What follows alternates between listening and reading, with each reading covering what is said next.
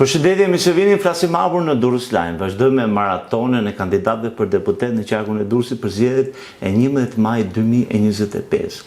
Kemi nderin të kemi të ftuar në flasim hapur deputetën Kuvendit të Shqipërisë, Partisë Socialiste, zonjën Mirva Ekonomi. Faleminderit që jeni në flasim hapur zonjën Ekonomi.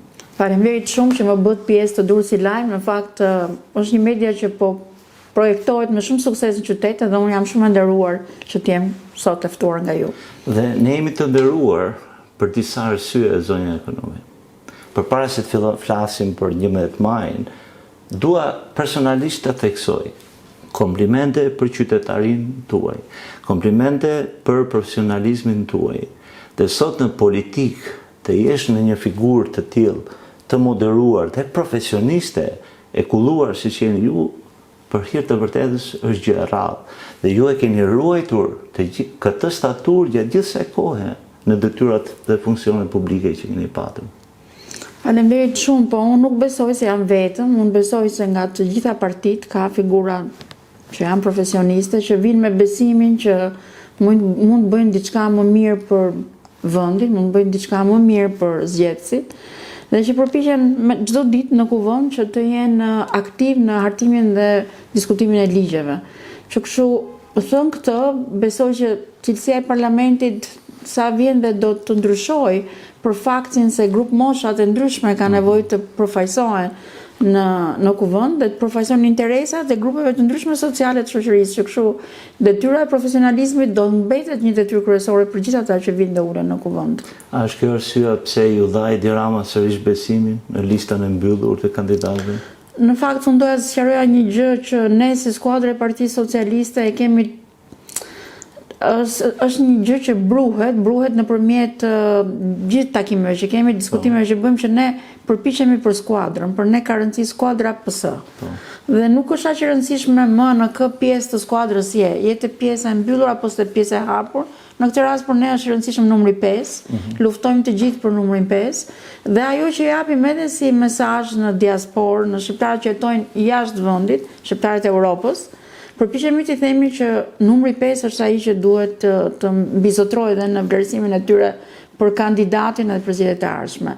Dhe pavarësisht nga kjo, ajo që kemi bërë në Partinë Socialiste është që edhe duke përfshirë të rinj që vinë nga deputeti që duam, nga platforma deputeti që duam, apo të rinj që edukohen nëpërmjet akademisë politike, janë bërë pjesë e kësaj skuadre. Që kështu të gjithë punojmë si një skuadër, dikush është në listën e mbyllur, dikush është në listën e hapur, por kjo nuk është më kaq e rëndësishme. E rëndësishme është gjithmonë Partia Socialiste që të fitojë këtë zgjedhje. Përpara se të vazhdojmë me 11 majin, doja të ndalesha për të shbërë një mit, nëse më lejoni, se jemi flasim hapur. Patjetër. Është krijuar një mit. Çdo figurë publike, kur ju si ministre që keni shërbyer, deputete, pra një figurë e rëndësishme e Partisë Socialiste, zakonisht nëpër kafenet e Shqipërisë drejtohen gishta dhe shtrohen pyetje hipotetike. Kush e di kush e mbështet, kush e di kush qëndron pas saj, sepse ashtu është ajo gjëja etj që ne e dim se ndoshta kështu apo ashtu. Por ju vini nga një background përpos profesioniste e zonja, jeni nën e vetme, keni rritur 2 vajzat tua vetëm dhe vini me shumë vështirësi këtu ku jeni sot. Tani unë dua të ndaj me ju një gjë që e mendoj të rëndësishme. Shiko, 2 gjëra, ose me që po flasim se nuk janë vetëm 2. E para është që duhet studiosh. Një nga gjërat që duhet kesh gjithmonë parasysh është që duhet kesh kërshëri. Kërshëri për të kuptuar se edhe shkenca që kemi mësuar ne në profesionin ton, natyrisht sot nuk është më updateur. Unë kam vite që kam mbaruar fakultetin, po duhet të jesh gjithmonë njëri i përditësuar me ato gjërat e reja që ndodhin për qark, duhet të kesh kërcëri personale që të vazhdosh përpara, që është e para. Dhe e dyta, duhet të kesh integritet, mendoj unë. Njerëz me integritet dashurojnë profesionin, zbatojnë mirë profesionin, po zbatojnë mirë edhe parimet e grupit, se kjo është e rëndësishme. Ajo që duhet kuptojmë shumë qartë është që kur ti je një individ, natyrisht ke drejtën të japësh mendimet e tua, por ti kur bëhesh pjesë e një grupi, siç është rasti i partisë, kur ti aderon në një parti apo kudo tjetër, ti natyrisht që do shkosh me mendimin tënd në atë grup, por vendimi i grupit do të respektohet më shumë se sa vendimi yt personal. Dhe kjo është një gjë shumë e rëndësishme. Pra, unë mendoj që dy karakteristika që duhet të jenë për një njerëz që synon të shkojë drejt këtij angazhimi, që është angazhimi politik, duhet të jetë se s'bën një njeri me integritet dhe duhet të jetë një njeri me kërshëri të vazhdueshme dhe të ketë besimin që duhet tek forca që ai beson që sjell transformim. Pikërisht këtë mesazh prisja për jush, për të gjithë ata që na ndjekin, që aspirojnë të përfshihen në jetën publike dhe politike të vendit. Vin tek 11 maj. Përse kërkoni mandatin e 4? Unë mendoj që nuk është e rastësishme që ne po kërkojmë mandatin e 4. Pse e them këtë gjë? Sepse në fakt një nga gjërat që ka karakterizuar Partinë Socialiste në gjithë këto vite që ka udhëhequr ka qenë motoja që ne bëjmë atë që themi dhe themi atë që mund të bëjmë. Dhe në këto vite ajo që ka ndodhur është që kemi qenë të hapur me votuesit, kemi qenë të hapur me ata që na mbështesin, të mos mbështetësit tanë, për t'i treguar se çfarë kemi arritur, ku kemi pasur vështirësi dhe çfarë kemi bërë. Ajo që është e rëndësishme është që ëndra e gjithëve ne, gjithë shqiptarëve, pavarësisht se ku jemi tullur te Partia Socialiste apo të ndonjë parti tjetër apo në grupet e shoqërisë civile, ka qenë gjithmonë ëndra europiane e shqiptarëve, që t'ishe pjesë e Bashkimit Evropian. Dhe jo rastësisht del që në gjitha vrojtimet që bëjnë shoqata që janë të alokuara diku në për Europë apo në për Ballkana, siç është barometri i Ballkanit Perëndimor, shqiptarët dalin populli që ka më shumë aspirat të lartë për të qenë pjesë e Bashkimit Evropian. Pra, ne kemi një dëshirë popullore dhe ndërgjegje të rritur popullore për të qenë vend i Bashkimit Evropian. Dhe për këtë gjë ne kemi 30 vjet që përpiqemi. Unë mendoj se tani është momenti më i afërt i Shqipërisë për të bërë vend i Bashkimit Evropian. Bashkimi Evropian padyshim që është një grup ekskluziv vendesh. Është një grup ekskluziv për shumë arsye, po le të themi dy. E para që respekton drejtat e njerëzit shumë fort, dhe e dyta që është një grup që punon me subsidiarities, domethënë ndihmon më të pamundurin në grup. Vendet e pasura japin për ndihmuar vendet që janë më të varfra.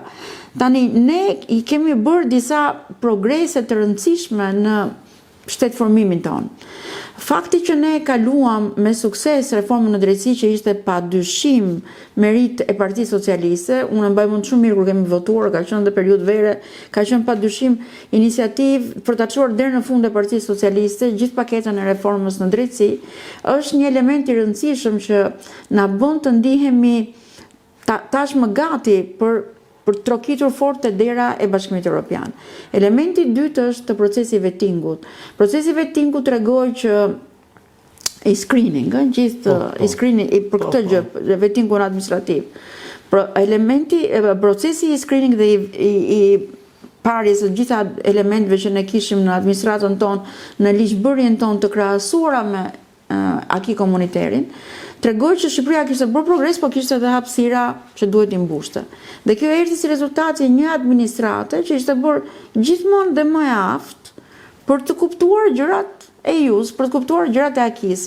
Dhe sot ne kemi një fat që 36 kapitujt e akis, që janë ndarë në 6 grup kapituj, ne kemi hapur 2 nga këto, jemi në proces për të hapur 2 të tjerë, dhe brenda këtij viti mbarojmë edhe 2 të tjerët që ngelin. E bëjnë Shqipërinë që të tregoj që po përparon me shpejtësi drejt futjes në Bashkimin Evropian. Dhe ky është një moment kur dhe në Bashkimin Evropian zgjerimi është një gjë që po konsiderohet. Domethënë, është një fat historik i dëshirës së madhe që kanë shqiptarët për të qenë vend i Bashkimit Evropian. Është një moment performance i lartë nga ana e qeverisë shqiptare me procesin e reformës në drejtësi dhe me procesin e skrinimit. Dhe gjithashtu është një moment i rëndësishëm që zgjerimi po vjen edhe për Bashkimin Evropian dhe ne duhet të jemi parasysh që duhet të ndërthurim këto dy element. Dhe unë mendoj që këtë gjë e çon përpara Partia Socialiste, unë kam bindjen sepse e shikoj se sa seriozisht ne kemi marrë këto gjëra. Unë jam sot deputete dhe gjithashtu jam edhe kandidate. Duke qenë deputete, jam e ulur në një komision posaçëm, ad hoc, nuk është permanent, që është komisioni për zhvillimin e reformave Shqipëria 2030. Komisioni ka një detyrë që është një detyrë pak më e gjerë se sa vetë qeveria, është një detyrë që i takon shoqërisë shqiptare, sepse në fund kuvendi përfaqëson shoqërinë shqiptare. Dhe qeveria është një element, janë institucionet e pavarura një element tjetër, është bota akademike një element, është shoqëria civile një element tjetër. Dhe gjitha këto grupe vijnë bashkë atje për ta përshpejtuar Shqipërinë drejt Bashkimit Evropian me ide konkrete, se si duhet ta bëjmë ne këtë proces më mirë. Pra, edhe vetë shoqëria është e gatshme që të punojë fort për Shqipërinë Bashkimin Evropian. Dhe ky është një rast që unë nuk besoj që i vjen më Shqipërisë. Kryeministri Edi Rama e tregon këtë me element të thjeshtë, sepse shpjegon se çfarë do të thotë Bashkimi Evropian dhe pasaporta europiane shqiptare, kur ne jemi të barabartë dhe në Frontex, kur ne do jemi të barabartë dhe në politikat e gjithëpërfshirjes sociale, kur ne do jemi të barabartë edhe në elemente të tjerë, për ta kuptuar kushdo më qartë këtë gjë. Por me që po bëjmë këtë bisedën është që ky është një reformim i thellë i shtetbërjes në Shqipëri dhe nëse ne hyjmë në Bashkimin Evropian, nuk ka kthim mbrapa, ka vetëm shkore përpara dhe bërje Shqipërisë një vend që e meriton të jetë i begatë dhe i shëndetshëm nga pikpamja e demokracisë. Po ju keni të drejtë, shqiptarët nuk janë evropian vetëm gjeografikisht. Janë me mendje, me zemër, me ëndra, me aspirata. Kryeministri ka premtuar që brenda 2030 shqiptarët do kenë pasaportën evropiane. Do e arrini këtë? Sigurisht që varet nga momentumi ai që ju folët. Po ne besojmë. Është e mundshme? Unë besoj fort që kjo është e mundur. Unë besoj shumë fort sepse unë shikoj progresin që ne po bëjmë në shumë sektor. Për shembull, kur ne shikojmë progres raportin, te progres raporti dalin disa elemente të rëndësishëm që janë statusi i progresit të një sektori. Dhe ka shumë sektorë që kanë bërë progres mjaftueshëm, progres që ka status quo, duhet përmirësohen ca gjëra. Por ajo që është e rëndësishme është që, për shembull, kur ne flasim për luftën kundër korrupsionit, që është një nga elementet e rëndësishme, në luftën kundër korrupsionit ne kemi disa elemente tani që i përdorim dhe më mirë. Ne kemi reformën në drejtësi, e cila e vë para ligjit në mënyrë të barabartë çdo individ, çfarë do të qoftë, edhe politikan, edhe njëri që është i përfshirë në jetën politike, ai sot është i barabartë përpara ligjit, gjë që s'ka qenë në të kaluara. Është dëshmuar. Është dëshmuar kjo. Ajo që themi ne shpat. Jo, po është dëshmuar. Shpata e drejtësisë që themi ne është dëshmuar. Kjo është e rëndësishme. E dyta, kemi një element tjetër që Bashkimi Evropian edhe në analizën e kohëve të fundit e para 6 javëve që i bëri administratës shqiptare, vlerësoi një element. Dhe elementi ishte prokurimet publike. Shqipëria është vendi që ka legjislacionin më të avancuar në prokurimet publike, jo vetëm në rajonin e Ballkanit, por edhe krahasuar me disa vende europiane, sepse ne fal digitalizimit kemi mundur ta bëjmë transparent të procesin, është online, por kemi edukuar dhe operatorët ekonomik që të marrin pjesë në këtë sistem online. Dhe kjo është një gjë e jashtëzakonshme që ka ndodhur. Dhe gjurmimit dhe transparencës është shumë më evidente. Pastaj, përveç saj kemi digitalizuar dhe ankesën. Domethënë, dhe ankesa jote nuk është atje, është publike dhe ka detyrim administrata qendrore, vendore të përgjigjet në ankesës tënde brenda rregullave që ka procedura administratës. Ky është një element tjetër.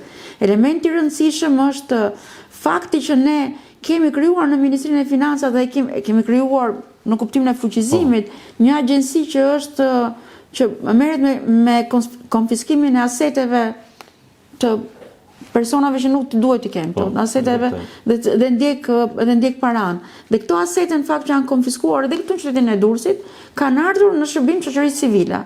Një banesë, një auto vetur, një bibliotekë dhe janë shpërndarë duke i dhënë mundësi fuqizimi njerëzve që kanë qenë në grupet e marginalizuara. Dhe një element tjetër i rëndësishëm që ato treguan për vërtimet e Bashkimit Evropian, treguan për mënyrën si po hecën përpara mirëqeverisja në Shqipëri, ishte roli që kishin marrë financat publike. Financat publike po bëhen gjithmonë më shumë transparente dhe vendimarrja për të përdorur buxhetin është një vendimarrje që këshillohet. Natyrisht qeveria ka përgjegjësinë, se nuk mund të heqim qeverisë përgjegjësinë që vendos për ta çuar investimin në një drejtim të caktuar, por këto gjëra ishin elemente shumë të rëndësishme që u shfaqën të arritura në nivelet krahasueshme me vendet anëtare të Bashkimit Evropian. Flasim për post 11 maj 2025. Paga mesatare Do rritet. Pensionet, Do rritën.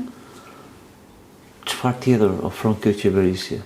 Tani, ne, ju mbas e keni dëgjuar që ne kaluam në parlament këto kora, 2 paketa të rëndësishme, do ta lidh me një gjë tjetër, që në para pak vitesh, ne morëm një iniciativë për vlerën e TVSH-s dhe tatim fitimi mbi biznesin. Dhe morëm përsipër të themi që kjo vlerë tatim fitimi dhe TVSH-s për biznesin do jetë e vlefshme deri në 2029. Dhe fakti që ti hyn me këto paketa nuk të lidh ty vetëm me qëndrimin që do mbash ti si qeveri për këtë gjë, po do të japësh mundësi, një lehtësim që të ketë mundësi zhvillimi në këtë drejtim, sepse gjykohet që ky është drejtimi i duhur për të udhëhequr. Tani, një nga gjërat që ndodhi është krijimi i Bankës Shqiptare për Zhvillim. Banka Shqiptare e Zhvillimit është një iniciativë që erdhi nga Casa di Depositi e Prestiti, që është një nga ekselencat italiane në botë, se si mund t'i përdorësh kursimet që nuk janë shumë të mëdha në sasi, por që vinë dhe nga zona që nuk kanë akses në këto facilitetet financiare që të mund të japin mundësi popullatës që investimet që kanë të vogla apo kursimet që mund të bëjnë qoftë nga pensioni, ti investojnë për të bërë para për vete, por edhe për të dhënë mundësi që të zhvillojnë sa sektorë të tjerë. Duket se kur ka një konkurrencë midis këtij fondi dhe bankave të zhvillimit, por nuk është e vërtet, bankave tregtare dhe bankave të zhvillimit, por kjo nuk është e vërtet, sepse është vënë një kufi se sa shumë mund të gjeneroj për qarshi GDP-s, vetëm 2%. Pjesën tjetër e merr padyshim banka tregtare, ndërsa banka e zhvillimit lehtëson grumbullimin e parave dhe ndihmon këto popullata që janë të ardhurat të vogla dhe që janë në zona që nuk kanë akses në këto facilitetet financiare. Dhe i merr këto dhe i çon në sektorë që janë të rëndësishëm, siç është digitalizimi, infrastruktura apo në startupe. Kjo është e para gjë që ka ndodhur. E dyta gjë që ka ndodhur është paketa e maleve. Paketa e maleve është një iniciativë që kemi marrë për disa arsye që lidhen me 2 fenomene. E para që ne kemi njerëz në diasporë që, me thënë drejtën, unë kam shëtit kësaj kohe në diasporë, në shqiptarët e Europës, dhe kam parë që shumë nga ata kanë dhe dëshirë për të kthyer, por duan të kenë një qëllim që pse të kthehen në Shqipëri. Dhe kjo ka rëndësi. Dhe qëllimi, dëshira për të kthyer lidhet me faktin që ato e shikojnë që Shqipëria ka ndryshuar për mirë. I flasim pastaj gjërat që kanë ndodhur, por paketa e maleve i jep atyre mundësi që të kthehen në vendin ku kanë një pronë, e të cilën mund mos e kenë dhe me dokumenta. Por Këshilli Bashkiak ja njeh këtë të drejtë dhe ato me disa investime që kanë ose me kredi që mund të marrin me interesa gati zero, mund të rikthejnë këtë gjë në një situatë shumë përfituese me një ekonomi që zhvillohet. Pra mund ta kthejnë në një agroturizëm, në një pikë grumbullimi, në një fermë blegtorale, në një ser, mund ta zhvillojnë atë dhe kjo e bën edhe më të mundshme zhvillimin ekonomik të Shqipërisë. Tani përveç pagave që u tham, që ne duam të arrisim pagën në 500 euro minimale, pagën mesatare në gjithë Shqipërinë ta çojmë 1000 euro, pagën në sektorin publik ta çojmë 1200 euro. Ne duam ta zgjerojmë ekonominë dhe duke zgjeruar ekonominë rritet edhe sasia e të ardhurave për frym, pra GDP, prodhimi brendshëm bruto për frym, i cili në fakt është gati dyfishuar në këtë periudhë, por ne duam të arrisim edhe më shumë. Dhe duke bërë të gjitha këto, ne duam të japim mbështetje për iniciativa që shtojnë më shumë prodhimtarinë dhe shtojnë më shumë fuqizimin e sektorëve që janë revolucioni 4.1, 4.0, 4.0, 4.1 se me këtë vjen dhe inteligjencia artificiale. Që kështu duam të japim mundësi të zhvillojmë këto sektor. Dhe në Shqipëri ka biznese që janë zhvilluar, ne po të shikojmë numrin e bizneseve në këto 10 vite, demografia e bizneseve ka ndryshuar, shifrat afërsisht janë nga 111.000 biznese, sot kemi 133.000 biznese, dhe investimet që vetë bizneset bëjnë për të shtuar kapacitetin prodhues janë gati dyfishuar në 10 vite. Investimet e biznesit. Ndërkohë, numri i kredive që marrin individët është rritur, si në numër ashtu dhe në sasi parash që marrin, që kështu dhe kërkesa konsumatore e individëve është rritur. Dhe unë, kur ju them këto 2 shifra, ju dua t'ju tregoj që qëllimi kur unë marr një kredi konsumatore si individ, tregon që pritshmëria ime për të qenë i sigurt me të ardhurat është e lartë, se ndryshe unë nuk e marr atë. Që kështu ka të dhëna që tregojnë që ekonomia është forcuar shumë dhe ne me këtë ekonomi që po forcohet shumë, duam ta zgjerojmë, ta çojmë drejt grupeve që kanë më shumë nevojë. Kush janë grupet që kanë më shumë nevojë? Janë pensionistët ose ato që janë zonja të vetme që rrisin fëmijët e tyre, apo ato që kanë nevojë për mbështetje të ndihmës ekonomike, apo personat me aftësi ndryshe. Për gjithë to ne po çojmë disa po projektojmë që të çojmë më shumë mundësi që ato të jenë pjesë aktive shoqërisë dhe të ndihen barabartë. Dhe e rëndësishme janë çiftet e reja. Dhe për çiftet e reja, sepse krijosh një familje dhe të marrësh një shtëpi me qira është kushton, të blesh një shtëpi natyrisht kushton. Tani po dini tek politikat majta. Dhe ju lutem shqellojeni këtë pjesën, se kjo është pura e majtë. Pra këtë çifte e reja për qeveria në jetën e qytetarit për ta ndihmuar për të vënë një dorë. Tani ne çfarë konkretisht për çiftet e reja, ju lutem? Do ta nis me dy elemente të rëndësishëm. Para se të shkoj te kjo, sepse dua të tregoj filozofinë që nga lindi ose pse u forcua dhe më shumë. Fakti që ne u goditëm nga tërmeti dhe këtu jemi në qendrën e goditjes në Durrës, mbase të gjithë bëjmë dakord që ishte një përgjigje shumë e shpejtë nga ana e qeverisë shqiptare për gjithë ato që u dëmtuan nga tërmeti. Mënyra si u strehuan, bonusi i qeras, ndërtimi i shtëpive të reja, ndërtimi i shkollave, i kopsheve, i qerdheve, i rrugëve, i pikave të ujësjellësit, i pikave të shpërndarjes së energjisë, gjithandej ku pati dëmtime nga tërmeti, u rindërtua me një fond rindërtimi i cili demonstroi gatishmërinë e qeverisë për të ardhur në ndihmë familjeve shqiptare. Fakt tjetër është Covidi. Qeveria tregoi që ishte e gatshme që të bënte politika të tilla që mbështeste banorët që ishin në nevojë, qoftë me shpërndarjen e pakove, qoftë me vaksinimin dhe me indeksimet e vazhdueshme që bëri apo shpërndarjen e pagave që i quajtëm ne pagat e luftës, për gjithë ata që u prekën nga Covidi, sikurse ndihmoi dhe bizneset, edhe me pagesa të drejtë për drejta, por edhe me garanci sovrane. Që kështu të gjitha këto treguan që ne kemi mundësi që të çojmë direkt tek familje diçka, dhe ajo që ndodhi është që gjatë këtyre kohëve janë organizuar projekte dhe programe që kanë ndihmuar përmirësimin e kushteve të banesës.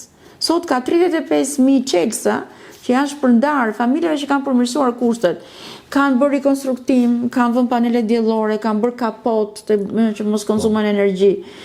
Përveç saj, familjeve të reja ju është mundësuar mundësia e marrjeve të kredive lehtësuese, kur ato duhet të blejnë një shtëpi të re, sidomos kur punojnë në sektor publik, në sektorin administratës së lartë vendore dhe qendrore, forcat e armatosura, mjek e tjerë që të kenë mundësi ta shlyejnë lehtë dhe të jenë më lehtë për këtë. Është shpërndar bonusi i bebeve. Secila bebe që lind në Shqipëri merr një bonus që është 400.000 lekë, 800.000 lekë ajo fëmia e dytë, 1.300.000 fëmia e tretë. Përveç saj ne japim tek Stefalas për fëmijët që janë deri në klasën e 9. Apo mënyra se si ekselenca, nxënësit e ekselencë mbështeten kur janë të mirë me mësime dhe mund të zgjedhin degën për të studiuar. Ndërkohë nga ana tjetër është shumë e rëndësishme që edhe për ato që kanë individ të sëmurë në familje, që zakonisht nuk është një familje re, por ajo merr barën të mbajë një të moshuar në familje, për këtë të moshuar ne kemi bërë disa politika që do t'i vazhdojmë. Ne kemi dhënë atyre mundësinë që të marrin barna me rimbursim dhe pa qenë të siguruar. Ne kemi dhënë atyre mundësinë që të ndjekin të gjitha programet shëndetësore që ne kemi kur ti shkon tek mjeku i familjes dhe ofrohesh për ndihmë në spital. Ndërkohë që duam të hapim depistimin dhe diagnostikimin e hershëm të tyre edhe për personat mbi 70 vjeç. Ta mundsojmë për gjithë dhe kemi në programin e kësaj periudhe zgjedhore që vjen deri në 2030-ën. Gjithashtu për familjet e reja ne mendojmë se është shumë e rëndësishme që të kemi parasysh që tani do fillojë një program i ri që është programi ushqim për fëmijët në shkolla, një program që ka për ta marrë në dorë çdo bashki, që për gjithë fëmijët që janë në shkollë deri në klasën e 9 të sigurohet ushqimi për ta, dhe bashkia gjithashtu do të sigurojë transportin falas. Ekziston transporti falas sot për fëmijët që janë në distancë nga shkolla ku studiojnë. Por kjo do bëhet nëpërmjet një kompanie e cila do ofrojë transport falas për gjithë fëmijët, jo nëpërmjet lidhjeve direkte, sepse është vënë re që harta jon është e tillë që nganjëherë llogaritjet nuk janë ato që tregojnë distancën. Për shembull, ti duhet të jesh brenda një fshati që të marrësh transport fara, se të kesh distancë deri në 2 kilometra. Gjeografia e Shqipërisë të thotë që ti mund të jesh në një fshat, po distanca nga pika në pikë është më shumë se 5 kilometra. Dhe kjo tregon që ti ke nevojë ta studiosh me shumë imtësi këtë lloj suporti që jep familjeve. Dhe gjitha këto janë të parashikuara në programin që ne kemi. Lutem, elaboroni pak ushqimin që do administrohet nga bashkia në shkollat e qytetit. Do filloj me një... Si konkretisht? Çfarë do siguroj bashkia? Do siguroj një vakt për fëmijët që janë në shkollë. Një vakt për fëmijët që janë në shkollë. Për të gjitha shkollat, për gjithë fëmijët, po. Nga klasa parë në 9-ën? Nga klasa parë në 9-ën. Kjo është një risi që ka programi. Unë personalisht nuk ishe dëgjuar deri më tani. Po, është pjesë e programit. Do shpalosin më tej në bashki? Do filloj më tej, kjo është vendimi që është marrë, do jetë pjesë e programit tonë. Dhe administrohet nga bashkia? Administrohet nga bashkia. Zoti Rama e theksoi shumë fort kur bëri prezantimin e programit, nuk është sepse, duhet të them vetë tjetrën që prezantimi i programit është një moment i cili vjen mbi reflektime. Ja, ju kuptoj. Domethënë duhet mbaronte viti 2024 që mbaron në fund të marsit të këtij viti që ti shikosh, a i ka mundësit financiare, projektoj do të ekonominë unë që të mjapi mundësit të bëj të gjëra që them. Dhe kjo është ajo që ndodh. Pra se kjo shumë më bukur zënë ekonomi. Më fal që Jo. Po e cek sa më tej këtë pjesën, por bëhet për qëllimin për ndihmuar familjet, bëhet për qëllimin për të dhënë një shembull mirëushqyerje, apo një simbolike solidariteti dhe angazhimit të pushtetit qendror dhe vendor tek shkollat, tek fëmijët, tek shoqëria. Të gjitha këto apo... Në fakt ju më thatë të treja, se të treja janë. Domethënë një nga gjërat që Instituti i Shëndetit Publik vazhdimisht ka vënë në dukje është rritja e obezitetit tek fëmijët. Dhe kjo është një nga gjërat që do mundsoj pikërisht edhe edukimin drejt një trupi më të shëndetshëm. Bashkë me këtë është dhe sporti në shkolla, që ne kemi filluar sportin në shkolla, u bë sportin në shkolla. Sot shkollat marrin pjesë në kampionate kombëtare, ku lozin volejboll, basketboll, futboll, ose kanë sporte të tjera, po ama këto janë bërë iniciativa mbarkombëtare, skuadrat kanë uniforma. Dhe Durrësi ka kampion. Po, që në basketboll, në volejboll, në disa dhe është krenari e qytetit. Realisht, kemi patur ftuar një trajner sporti dhe u mahnita me se sa kampion kanë nxjerrë ky qytet. Falë se u ndala, po është krenari e Durrësit. A ja dolëm ta bëjmë këtë gjë? A ja dolëm, ja ku kemi shembullin. Ja dolëm ta bëjmë kampionatin e sportit nëpër shkolla. Nuk ishte. Dhe do ta mbështesim, vazhdon mbështetja. Nuk tërhiqet mbështetja. Ju do jeni edhe Manchester City qendër për futbollistët e rinj, Durrësi është zgjedhur për këtë gjë. Ndërkohë, ama ishte si ëndër para 3 vjetëve. Ndërkohë është realitet, është fakt sot. Edhe ky ushqimi në shkolla mund të jetë si ëndër, po keni besim që do jetë fakt, do ndodhi, sepse unë prandaj them që ne kur themi një fjalë angazhohemi plotësisht si skuadër për ta bërë që të ndodhi ajo që themi. Dhe ju shkoni të bindur për fitoren e 11 majit? Ne punojmë çdo ditë. Nuk është, domethënë, unë nuk e di se sa shumë e keni kuptuar që organizatat socialiste janë në territor. Çdo qendër votimi ka një organizatë socialiste. Organizatat socialiste janë të organizuara të tilla që trokasin derë më derë të tregojnë dhe të ftojnë të votosh për Partinë Socialiste. Ne e bëjmë gjithmonë. Është një punë si milingonat, është kjo puna që bëjmë, por ama ne jemi ditë për ditë në territor. Duam t'i themi njerëzve që ky është programi ynë fitues. Dhe ne besojmë që do bëjmë më të mirën për juve. Atëherë jemi në momentin për gjithë qytetarët e qarkut Durrësit, nga Kruja, Shijaku, Ishmi, Sukthi dhe qendra e qytetit tonë. Ju lutem një mesazh, përse duhet të votojnë Partitë Socialiste më 11 maj? Unë them që duhet të votojnë numrin 5 kur shkojnë tek kutitë e tyre të gjithë, sepse përveç ëndrës europiane të shqiptarëve që është një nga ëndrat më të rëndësishme të këtij kombi, është një nga, nuk e di, nuk jam vetëm 30 vjet, mbas janë më shumë vite që shqiptarët e duan.